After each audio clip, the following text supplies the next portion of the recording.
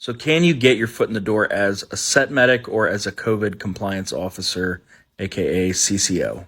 I think the answer is yes, although being a set medic is kind of the long way around because you have to have so many other certifications. I think you have to be an EMT. So it's not worth being an EMT or a nurse just to become a set medic, just to get your way in. Like there's a million other jobs that require zero experience and zero education that will just hire you right off the bat.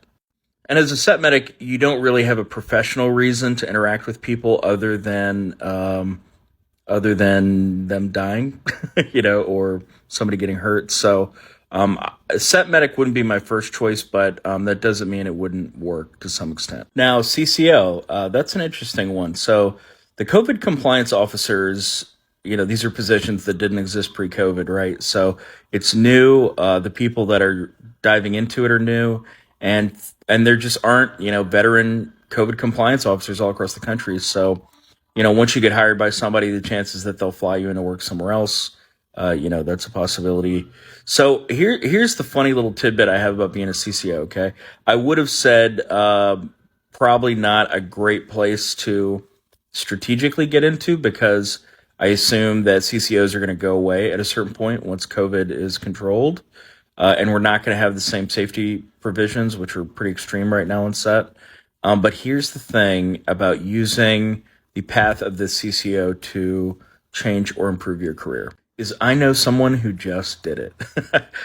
He's awesome guy, young dude. I think he's in his early 30s, had worked other places in production. And then when the need for CCOs arose, he became a CCO. And he has been working on a major television series. And he just told me a couple of weeks ago, his TV series wrapped. And I was like, what's your next gig? You have your eye on something? What are you planning to do?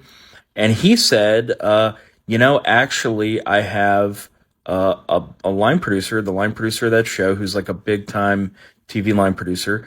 And she is going to sort of adopt me as her assistant / assistant UPM. So he is being fast tracked from CCO to essentially a UPM path where he's going to work alongside this line producer, right?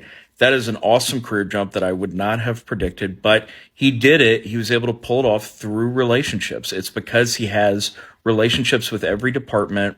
He has this rapport. People trust him. People listen to him. And he has built those relationships on set. That is very valuable when you are a UPM. So now he just needs to learn about budgeting and the numbers, et cetera. So very interesting. CCO can be a path.